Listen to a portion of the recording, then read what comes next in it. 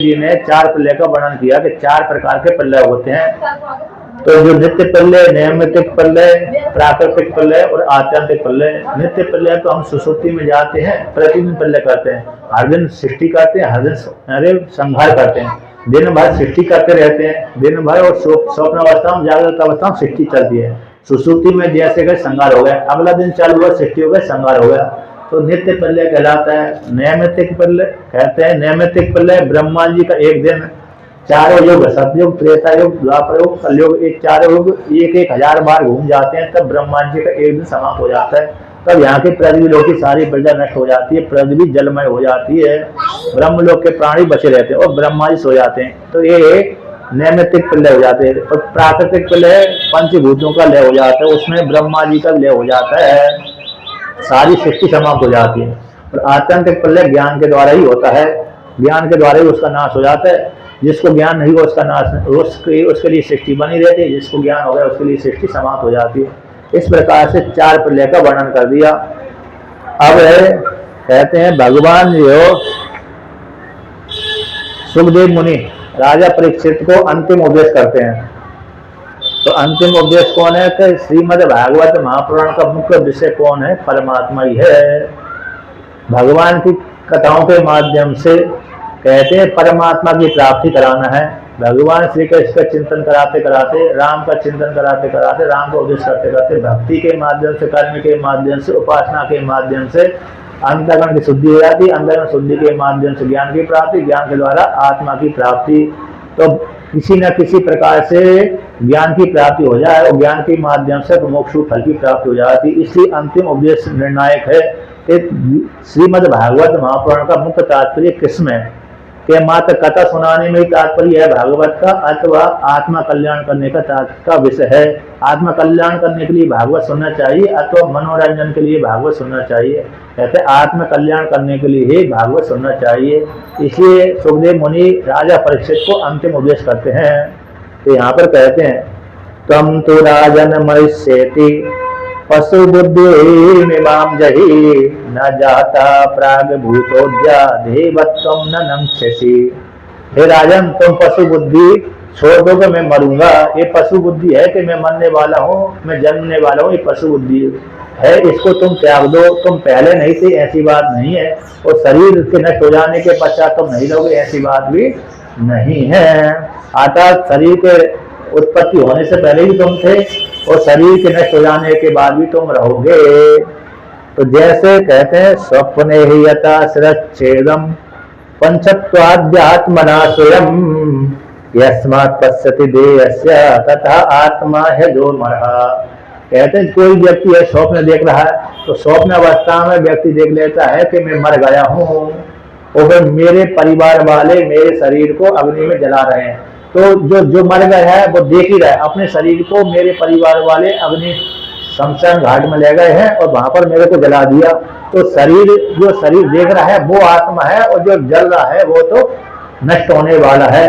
तो जिस प्रकार से स्वप्न अवस्था में व्यक्ति अपने शरीर को ही मरा हुआ देख लेता है, तो देखने वाला जो दृष्टा है वो साक्षी रहता है, वो मरता नहीं है, वो अजर अमर है।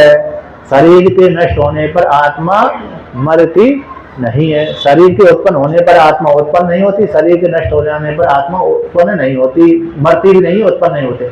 न जायते मृत्यते व कदाचिन, आत्मा ना उत्पन्न होती न मरती है। आत्मा सद्भाव से विकास से रहते, जैसे हमारे शरीर सद्भाव से युक्त है। जायते अस्ति बदते अपक्षी विपरिणमते अपक्षीते विनश्यति, ये शरीर के धर्म होते हैं। बालक पैदा हुआ, उत्पन्न हो तो जाते बोलिए अस्थि है, उत्पन्न होकर मरता नहीं है, तो कहते हैं मेरा बालक बना हुआ है। फिर बड़ा होता है बालक, शरीर बड़ा होता है, फिर बाद में जवान हो जाता है, फिर जवान होने के पश्चात झुर्रियां पड़ने लगती हैं, बुढ़ापा आ जाता है, फिर एक दिन मर जाता है। तो ये शरीर की अवस्था होती है, आत्मा की अवस्था नहीं होती। आत्मा तो जैसी है वैसी है। घटे भिन्ने यतः कासा आकाशा स्याद् यतः पुरा एवं देहे मृते जीवो ब्रह्म संपद्यते पुनः। जैसे घट के नष्ट हो जाने पर, घट के उत्पन्न होने से पहले भी आकाश था, घट के रहने पर भी आकाश रहता है, घट के नष्ट हो जाने पर भी आकाश ही रहता है। घट के फूट जाने पर घट के भीतर का जो आकाश है खाली जगह, आकाश का अर्थ खाली जगह, तो घट जब आकृति बनाई कुमार ने, तो आकृति बनाने से पहले ही महाकाश था, खाली जगह था। जब घट कुमार ने घट की आकृति बना दी तो बीच घेरे में आ गया आकाश। तो इसके पश्चात तो पहले ही आकाश था, घट के भीतर गया वो खाली जगह वही आकाश है। जब घट रूप उपाधि भोर दिया तब भी आकाश रहता है। उसी प्रकार से आत्मा उत्पन्न होने से, शरीर के उत्पन्न होने से पहले भी आत्मा थी, शरीर के भीतर रहने वाली भी आत्मा है, शरीर के नष्ट हो जाने पर भी आत्मा रहती है। आत्मा का कभी विनाश नहीं होता। अंतिम बात कहते हैं यहाँ पर, अहम ब्रह्म परम धाम ब्रह्म हम परमं पदम एवं समीक्षन्नात्मानम आत्मनि आदाय निष्कले। तो यहाँ पर भगवान सुखदेव जी कहते हैं, हे राजन, मैं ब्रह्म हूँ, मैं ब्रह्म हूँ, परम धाम हूँ, और जो ब्रह्म है वो मैं हूँ वही ब्रह्म है, और ब्रह्म हूँ वो मैं हूँ। तो ब्रह्म को मैं के साथ अभेद करना है और मैं को ब्रह्म के साथ अभेद करना है। तो ब्रह्म और मैं एक ही होगा, मुझसे भिन्न कोई दूसरा नाम का ब्रह्म है ही नहीं है। इस प्रकार से समीक्षण, इस प्रकार से इच्छा करता हुआ, चिंतन करता हुआ अपनी आत्मा को परमात्मा में एकीभूत कर ले। आधा आत्मनि आधा है निष्कल रूप परमात्मा में एकीभूत कर ले। इस प्रकार से मुझ में परमात्मा में कोई भेद नहीं है, मैं ही परमात्मा हूँ। इस प्रकार से आप चिंतन करो। ऐसा सुखदेव जी ने उत्तर यानी उपदेश कर दिया। उपदेश करने के पश्चात पूछा, हे राजन, अब आपको तक्षक से भय नहीं होना चाहिए कि तक्षक आएगा मेरे को डसेगा, इससे भय नहीं होना चाहिए। और बताइए मैं क्या उपदेश करूं। तो ऐसी सुनने के पश्चात राजा उत्तर देता है, भगवन् से तक्षकादिभ्यो मृत्युभ्यो न विवेम्यहं प्रविष्टो ब्रह्म निर्वाणम अभयम दर्शितम त्वया। हे भगवान, अब मेरे को तक्षक आदि से भय नहीं है। अब मैं किसी प्रकार की मृत्यु से डरता नहीं हूँ। आपने मेरे को ब्रह्म निर्वाण में प्रविष्ट करा दिया। आपकी कृपा से मेरे को आत्मा का साक्षात्कार हो गया। अज्ञानम च निरस्तम में ज्ञान विज्ञान निष्ठया भगवता वस्तम क्षेमम परम भागवता पदम। हे भगवान, आपने ज्ञान विज्ञान के माध्यम से आपने मेरा अज्ञान को नष्ट कर दिया और आपने मेरे को परम पद की प्राप्ति करा दी। नष्टो मोह स्मृति लब्धा तत्प्रसादात् मया च्युता स्थितोस्मि गत संदेह करिष्ये तव वचनम तव। ये गीता का वाक्य है। तो यहाँ पर वर्णन करते हैं, नष्टो मोह, मेरी जो मोह था, अज्ञानता नष्ट हो गई। स्मृति लब्धा, आता मेरी आत्मस्थिति प्राप्त हो गई है आपकी कृपा से। अब आप मेरे को जो आज्ञा देंगे वही मैं करूंगा, इसलिए मैं ब्रह्म रूप से अवस्थित हो गया। इस प्रकार से अर्जुन ने भी कहा और यहाँ पर भी कहा कि मेरा अज्ञान निवृत्त हो गया, नष्ट हो गया, आपने मेरे को परम पद में स्थित करा दिया। इस प्रकार से यहाँ पर जो राजा परीक्षित थे ब्रह्म ज्ञान में स्थित हो गए। तो यही भागवत का सार है कि भागवत एक परमात्मा में स्थित करा देती है। तो उसी प्रकार से राजा परीक्षित को ब्रह्म ज्ञान हो गया। ब्रह्म ज्ञान होते ही जीवात्मा मुक्त हो जाता है। उसी प्रकार से राजा परीक्षित भी मुक्त हो गए। तो राजा परीक्षित से आज्ञा लेकर के राजा परीक्षित ने उनको प्रणाम किया, साष्टांग प्रणाम किया और सुखदेव जी को प्रणाम करके उनकी पूजा पाठ की और फिर बाद में राजा की आज्ञा लेकर के चले गए। तो सुखदेव जी तो उत्तर चले गए। उसी काल में राजा परीक्षित भी अन्य ऋषियों की पूजा करी और समाधि में स्थित हो गए। अब समाधि में स्थित हो जाने के पश्चात कश्यप नाम का एक ब्राह्मण था, उसको मालूम पड़ा तक्षक राजा को डसने के लिए आ रहा है। तो फिर कश्यप भी राजा से धन लेने के लिए और धर्म की जो चिकित्सा जानता था और उसको निवृत्त करने के लिए आ रहा था। तो तक्षक ही रास्ते मिल गया। उसने कहा कि कहाँ जा रहे हो? तो मैं तक्षक डसेगा तो डसने के पश्चात राजा मर जाएगा, पुनः मैं जीवित कर दूंगा, इसलिए मैं जा रहा हूँ, धन लेने के लिए जा रहा हूँ। तो उन्होंने कहा मैं ही तक्षक हूँ, यदि तुम में सामर्थ हो एक वृक्ष को जीवित करके बताओ। तो पहले तक्षक ने डस लिया तो वृक्ष जल गया, पुनः उसने राख को इकट्ठी किया, अपने मंत्र शक्ति के द्वारा पुनः जीवित कर दिया। तो उसने देखा बड़ा सामर्थ्य वाला है, ब्राह्मण है, तो उसने दुगना तिगुना धन दे दिया। देवता तो है ही तक्षक। इसके पश्चात वो तो ब्राह्मण देवता लौट के चला गया, एक पुनः ब्राह्मण बन कर आया और राजा को डस लिया और डसते ही वो राजा का शरीर नष्ट हो गया। अतः तक्षक के डसने के पहले ही जो राजा परीक्षित थे ब्रह्म में लीन हो गए थे। उनकी तक्षक के डसने से पहले वो डसने के बाद मृत्यु नहीं हुई, किंतु मृत्यु तो उनको पहले से हो गई। शरीर मात्र खड़ा हुआ था, ठूंठ जैसे खड़ा रहता है उसी प्रकार से उनका ठूंठ शरीर मात्र था, पहले से ब्रह्म में लीन हो गए थे, शरीर पहले से छोड़ दिया। इसके बाद मात्र तक्षक ने शरीर को जलाया। इसके पश्चात उन्होंने सारी ऋषियों ने देखा कि राजा परीक्षित को ब्रह्म आत्मा की प्राप्ति हुई। सब साधु साधु कहने लगे। इसके पश्चात कहते हैं जन्मेजय को मालूम पड़ा कि तक्षक ने मेरे पिता को डसा है, तो उसने सर्प यज्ञ कराया। तो सर्प यज्ञ को देख करके कहते हैं बहुत सी सर्पों को जला दिया। उत्तंग ऋषि उसके आचार्य बने थे। तो सारे ऋषि सारे कहते बहुत से सर्प उस सर्प यज्ञ में आकर के आहुति गिनने लगे। सर्प भी आहुति थी, मंत्र बोलते थे ऋषिगण, मतलब ऋत्विज आदि। उस जैसी आहुति डालते थे उसी काल में सारे जो सर्प हैं आसपास के छोटे मोटे सर्प हैं वो आकर गिरने लगे। अच्छा, वही सर्प गिरे जो कद्रू ने उनको श्राप दिया था। सारे सर्पों को श्राप नहीं दिया, इसी सारे सर्प नष्ट नहीं हुए। अब जिस तक्षक ने देखा कि राजा यज्ञ कर रहा है तो मेरे को मरना पड़ेगी, उसने क्या किया, इंद्र के शरण में चला गया। तो इंद्र की शरण में जाकर के उसने इंद्र की सिंहासन के नीचे जाकर के बैठ गया। इंद्र की सिंहासन को पकड़ लिया। अब देखा बहुत आहुति डाली किंतु तक्षक आया ही नहीं, हवन कुंड में नहीं गिरा। तो उन ऋषियों ने, उन राजा ने कहा कि तक्षक अभी तक क्यों नहीं गिरा। तो महाराज उस ऋत्विजों ने कहा कि महाराज इंद्र देवता ने उसको शरण दे दिया। तो राजा ने कहा कि इंद्र देवता के सहित उस तक्षक को क्यों नहीं डाल देते। तो तक्षक कहा सुपत स्वेहा सहेन्द्रेण मरुतः इति ब्रह्मोदितो क्षेपई स्थानादिन्द्र प्रचारितः। कहते तक्षक के सहित आप क्यों इंद्र देवता को नहीं बुलाते। तो सारे ब्राह्मणों ने तक्षक के सहित इंद्र देवता को आह्वान कर लिया। जैसे ही आह्वान करके आहुति डाली, आकर्षण मंत्र का प्रयोग किया, उसी समय इंद्र देवता की गद्दी भी कैसी होने लगी, लोटे पड़ने लगी।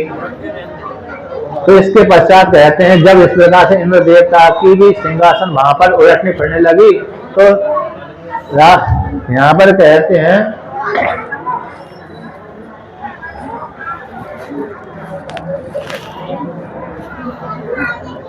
स्वर्ग के जो देवगुरु बृहस्पति थे उन्होंने देखा कि इंद्र देवता ही मरने वाले हैं। तो पुनः बृहस्पति, देवगुरु बृहस्पति राजा के पास में और कहा, हे राजन, अब इस यज्ञ को भंग कर समाप्त कर दीजिए। तुम्हारे पिता की मृत्यु तो प्रारब्ध के अनुसार उनको प्राप्त हुई थी। तक्षक तो एक निमित्त मात्र था। व्यक्ति जीव अपने कर्म के अनुसार सुख और दुख वाले भोग भोगता है, इसलिए तुमने बिना अपराध के बहुत से सर्पों को मार दिया है। अब इस यज्ञ को बंद कर दीजिए। तो देवगुरु बृहस्पति की आज्ञा लेकर के राजा ने यज्ञ बंद कर दिया। किसी कल्प में आस्तिक मुनि बंद करवाते हैं, किसी कल्प में देवगुरु बृहस्पति करवाते हैं। इस प्रकार से जन्मेजय राजा ने भी यज्ञ समाप्त कर दिया। अब यहाँ पर किसी कल्प में उसी के आगे का वर्णन आता है। मार्कंडेय भगवान ने भगवान विष्णु की आराधना करी थी, उनसे कहा कि मैं आपकी माया देखना चाहता हूँ।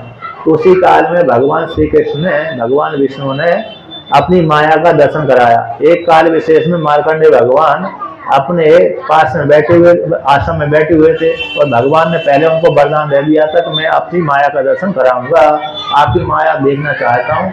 ऐसा मार्कंडेय भगवान ने प्रार्थना करी थी। उनकी तपस्या से प्रसन्न हो गए थे। भगवान ने कहा ठीक है, मैं समय पर आकर कराऊंगा। तो किसी काल विशेष में ध्यान में बैठे हुए थे किसी अपने आश्रम में। उसी काल में उन्होंने मन में चलने लगा उनकी घटना से वर्षा होने लगी। और वर्षा भी इतनी भयंकर होने लगी कि उस आश्रम में बाढ़ आ गई। तो बाढ़ इतनी आ गई, पूरी पृथ्वी पूरी जलमय हो गई।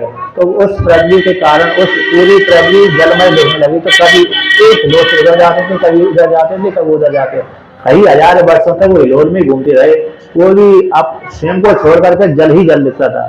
स्वयं अकेले देखते थे, वो दूसरा कोई प्राणी दिखता ही नहीं था। तो बहुत थक जाने के पश्चात उन्होंने देखा कि एक बट वृक्ष है, उस बट वृक्ष के नीचे एक कमल के, उस बट वृक्ष के पत्ते के ऊपर एक बालक बैठा हुआ है। बालक उस पत्ते के ऊपर है और बालक वह भी अपने मुख में अपना पैर का मूलक चूस रहा है। उसको देखकर के उसके पास में गए। तो जैसे उसके पास में गए तो बालक ने उसको कहते बालक ने ही उस मार्कंडेय भगवान को अपने मुख में ले लिया। तो वहां पर पुनः उस ब्रह्मांड को देखा।